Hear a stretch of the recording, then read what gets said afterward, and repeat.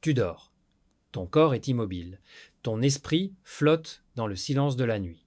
Mais dans une autre pièce, ou même dans ton téléphone en lecture, le Coran continue de résonner verse après verse pendant des heures. Ce que tu ignores, c'est que cette récitation ne s'arrête jamais vraiment. Elle traverse l'air, pénètre les murs et touche quelque chose de bien plus profond que tes oreilles. Ce qui se passe vraiment quand le Coran est récité toute la nuit, pendant que tu dors, est bien plus grand que ce que tu imagines. 1. La nuit qui ne dort jamais vraiment. Dans notre monde moderne, la nuit est devenue un moment de fuite presque mécanique. On éteint les écrans un à un, on active le mode avion, on baisse les lumières, on cherche désespérément ce silence qu'on croit pouvoir commander comme on commande une application. On se couche en se disant que maintenant, enfin, on va déconnecter, pourtant le silence n'est jamais total. Même quand ton corps s'abandonne au sommeil, même quand ta respiration devient lente et régulière, ton environnement continue de recevoir, d'absorber, de réagir. Les murs gardent la mémoire des sons, l'air conserve les vibrations, et quelque chose de subtil continue de circuler autour de toi. Quand le Coran est récité pendant ces heures, il ne s'adresse plus seulement à celui qui l'écoute consciemment. Il s'installe dans l'espace comme une présence qui n'a pas besoin de ton attention pour exister. Les versets glissent le long des murs, traversent les pièces, se déposent doucement sur les objets, sur les draps, sur ta peau. Ce n'est pas de la magie, ce n'est pas une superstition de grand-mère. C'est une réalité que beaucoup de gens modernes redécouvrent un peu par hasard, souvent après avoir laissé une récitation tourner toute la nuit, sans y penser. L'environnement que tu crées pendant ton sommeil influence directement la qualité de ton réveil. Tu le sais déjà sans le formuler. Tu te lèves parfois lourd, la tête pleine de brume, le cœur serré pour aucune raison précise. D'autres matins, tu ouvres les yeux avec une étrange légèreté, comme si quelque chose avait nettoyé l'air pendant que tu n'étais plus là. La récitation nocturne du Coran agit exactement de cette façon, comme une purification invisible de l'atmosphère. Elle ne te demande rien. Elle ne t'oblige pas à rester éveillé, à te concentrer, à ressentir quoi que ce soit. Elle travaille seule. Elle rappelle à ton subconscient, à cette partie de toi qui ne s'endort jamais complètement, que tu n'es pas seul dans l'obscurité. Dans une époque où l'anxiété nocturne est devenue banale, où les pensées en boucle tournent jusqu'à 3 heures du matin, où les cauchemars de stress se multiplient, cette présence change la texture même de la nuit. Elle ne combat pas le bruit moderne avec plus de bruit. Elle l'occupe autrement, elle remplit l'espace d'une qualité différente, tu ne la vois pas, tu ne peux pas la photographier ni la mesurer avec une application de sommeil. Tu la ressens seulement au réveil, parfois plusieurs jours plus tard, quand tu remarques que quelque chose a changé dans la façon dont la nuit t'habite. Et c'est peu être là le plus troublant. Dans un monde qui veut tout contrôler, tout quantifier, tout optimiser, il existe encore des choses qui agissent sans que tu aies besoin d'être présent. 2. Ce que ton cœur entend même quand tu dors. Le corps dort, les muscles se relâchent, la respiration s'approfondit, et pourtant quelque chose en toi reste allumé. Le cœur, lui, ne s'éteint jamais complètement. Les neuroscientifiques commencent seulement à parler de conscience résiduelle pendant le sommeil, de ces zones du cerveau qui continuent de traiter des informations même quand on croit être absent. Les musulmans, eux, le savaient depuis des siècles, sans avoir besoin de machines, le cœur perçoit ce que l'oreille ne capture plus. Quand les versets sont récités lentement, avec présence, sans précipitation, ils cessent d'être seulement des sons. Ils deviennent une sorte de langage silencieux qui descend plus bas que la pensée, qui parle directement à cette partie de toi qui reste éveillée dans l'obscurité. Dans la vie moderne, on multiplie les solutions pour calmer l'esprit la nuit. On télécharge des applications de méditation guidée, on met des sons de pluie ou de vagues, on cherche des fréquences 432 Hz ou 528 Hz, on essaye le white noise, le brown noise, tout ce qui promet de faire taire le mental. Et parfois ça marche un peu, mais le Coran porte une fréquence différente. Il ne cherche pas seulement à apaiser, il rappelle, il recentre, il replace l'être humain dans sa juste position, face à celui qui ne dort jamais, face à celui qui ne connaît ni fatigue ni distraction. Tu peux te réveiller un matin et sentir une paix étrange, une clarté inhabituelle, comme si quelqu'un avait rangé l'intérieur de ta tête pendant que tu n'étais plus là. Tu ne sais pas d'où ça vient. Tu n'as pas fait de méditation, tu n'as pas récité toi-même, tu n'as même pas écouté consciemment. Et pourtant quelque chose a travaillé. C'est souvent le fruit de ces heures où les paroles divines ont continué de circuler autour de toi pendant que ton ego était enfin silencieux, pendant que tes défenses étaient baissées, pendant que tu n'étais plus en train de tout contrôler. Le cœur entend autrement. Il n'a pas besoin de comprendre chaque mot, il reconnaît la source, il se souvient, et Dans un monde où l'on passe des heures à chercher des techniques pour se reconnecter à soi-même, il y a quelque chose de profondément simple et radical dans le fait de laisser cette parole habiter l'espace pendant que l'on dort. Tu n'as rien à faire. Tu n'as qu'à laisser. 3. La protection invisible que personne ne te montre. Dans le monde d'aujourd'hui, on multiplie les systèmes de sécurité avec une énergie presque obsessive. On installe des alarmes sophistiquées, des caméras qui filment même dans le noir, des serrures connectées qu'on peut verrouiller depuis l'autre bout de la ville, des détecteurs de mouvement, des applications qui envoient une notification dès qu'une porte s'ouvre. On protège la maison, les biens, les murs. On oublie parfois de protéger l'intérieur, cet espace beaucoup plus fragile où vivent les pensées, les peurs, les rêves. La récitation du Coran pendant la nuit agit comme une forme de protection spirituelle que la modernité a tendance à négliger, presque à ridiculiser.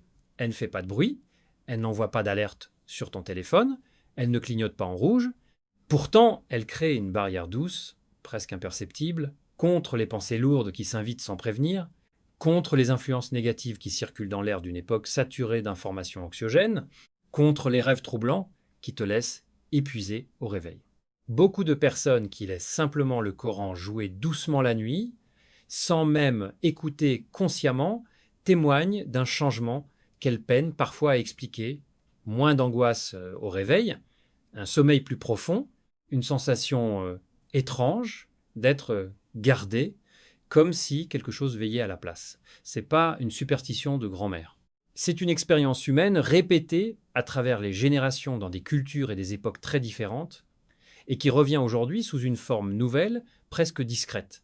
Dans une société où le stress chronique est devenu la norme, où les écrans restent allumés jusqu'à 2 heures du matin, où les informations anxiogènes défilent en boucle, offrir à son espace de sommeil une présence pure devient un acte de sagesse moderne. Tu ne combats plus seulement le bruit extérieur avec plus de silence artificiel, tu nourris le silence intérieur avec quelque chose qui a du poids, quelque chose qui ne vient pas de toi, quelque chose qui ne dépend pas de ta capacité à te calmer. Et c'est peut être ça le plus précieux, dans un monde qui te dit sans cesse que tu dois tout gérer, tout contrôler, tout sécuriser par toi-même. Il existe encore une protection qui ne demande rien d'autre que de lui laisser de la place. 4. Le réveil qui change de texture. Le vrai test n'est pas la nuit, c'est le matin. C'est ce moment précis où tes yeux s'ouvrent, où la lumière filtre entre les rideaux, où ton corps doit décider s'il va se soulever ou rester encore un peu dans le lit. Quand tu ouvres les yeux après une nuit où le Coran a été présent, quelque chose diffère. C'est pas toujours spectaculaire. C'est pas un miracle qui te fait bondir hors du lit en souriant. C'est plus subtil, presque fragile. Une légèreté qui n'était pas là la veille, une absence de cette lourdeur familière qui d'habitude s'accroche aux épaules dès les premières secondes, une envie plus naturelle, moins forcée, de commencer la journée avec une forme de gratitude plutôt qu'avec la fatigue et l'irritation habituelle. Dans la vie moderne, on passe un temps fou à chercher des routines matinales parfaites. On lit des articles sur le journal du matin, la méditation de 5 minutes, le café lent, le sport avant le petit déjeuner, la liste de gratitude, on achète des carnets, des applications, des réveils lumineux, on essaie de construire le réveil idéal par le haut, en ajoutant des gestes, des outils, des intentions. On oublie parfois que la qualité du réveil dépend largement de ce qui a habité la nuit. La récitation continue du Coran pendant ton sommeil prépare le terrain d'une manière que presque aucune routine ne peut imiter. Elle laisse dans l'air, dans les draps, dans la pièce elle-même, une trace de paix qui influence ton premier regard sur la journée. Tu te lèves non pas comme quelqu'un qui a survécu à la nuit, quelqu'un qui a traversé 8 heures de pensée en boucle, de rêves confus ou d'angoisses sourdes, mais comme quelqu'un qui a été accompagné. Cette différence est immense quand il s'agit d'affronter les emails qui attendent déjà, les responsabilités qui recommencent, les tensions quotidiennes qui n'ont pas disparu pendant que tu dormais. Le matin moderne est souvent un combat. On se réveille déjà en retard sur soi-même, déjà un peu coupable, déjà un peu irrité par le simple fait d'avoir à recommencer. On ouvre les yeux et la liste mentale démarre toute seule. Ce qu'il faut faire, ce qu'on n'a pas fini, ce qui pourrait mal se passer, avec une nuit où le Coran a circulé, quelque chose de cette course est ralenti. Pas effacé, mais ralenti.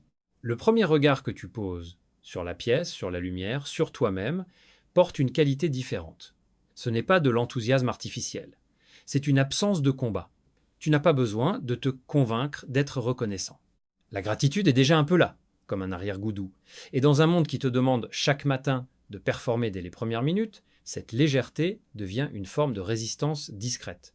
Elle ne te transforme pas en quelqu'un d'autre. Elle te permet simplement d'être un peu plus toi-même avant que la journée ne commence à te tirer dans tous les sens. 5. La leçon que la modernité a oubliée, notre époque valorise l'efficacité, le contrôle, la productivité presque comme des vertus sacrées. On programme tout, le sommeil avec des trackers, les pauses avec des minuteries, même la spiritualité avec des applications qui comptent les minutes de méditation. On veut des résultats mesurables, des graphiques qui montent, des preuves que l'effort a payé. Pourtant, le Coran récité toute la nuit pendant que tu dors nous enseigne quelque chose de radicalement différent, quelque chose que la modernité a presque oublié. Il y a des bienfaits qui n'exigent pas ta participation consciente. Il y a des grâces qui descendent précisément quand tu n'es plus en train de faire. Tu n'as pas besoin d'être réveillé, concentré, performant, digne prêt. Il suffit de laisser la parole divine occuper l'espace. C'est une leçon d'humilité moderne, presque dérangeante, pour un esprit formé à croire que tout dépend de soi. Dans un monde où tout se mesure, tout se quantifie, tout se poste, accepter qu'une récitation nocturne puisse transformer ta nuit sans que tu y sois activement présent, c'est retrouver une forme de confiance que beaucoup ont perdue. Une confiance en quelque chose de plus grand que ton effort personnel, plus grand que ta discipline, plus grand que ta capacité à te maîtriser. On t'a tellement répété que tu es responsable de ton bonheur, de ta santé mentale, de ton sommeil, de ton développement personnel, que l'idée même qu'une chose puisse t'être donnée sans que tu l'aies méritée par le travail devient suspecte. Pourtant, c'est exactement ce que cette pratique rappelle. Tu n'es pas obligé de tout porter seul, même pendant ton sommeil. Tu n'es pas obligé de transformer chaque heure de ta vie en projet d'amélioration. Il y a des moments où la plus grande sagesse consiste à s'effacer, à laisser de la place, à ne plus être le centre. La modernité a du mal avec ça. Elle préfère les techniques, les protocoles, les checklists. Elle a peur du gratuit, de ce qui ne demande rien en échange. Et c'est peu être là le plus grand cadeau de cette récitation nocturne.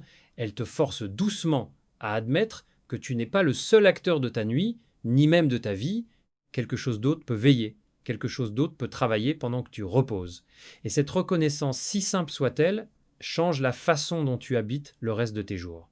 Ce qui arrive vraiment quand le Coran est récité toute la nuit pendant que tu dors, c'est qu'une présence pure continue de veiller là où tu ne peux plus veiller.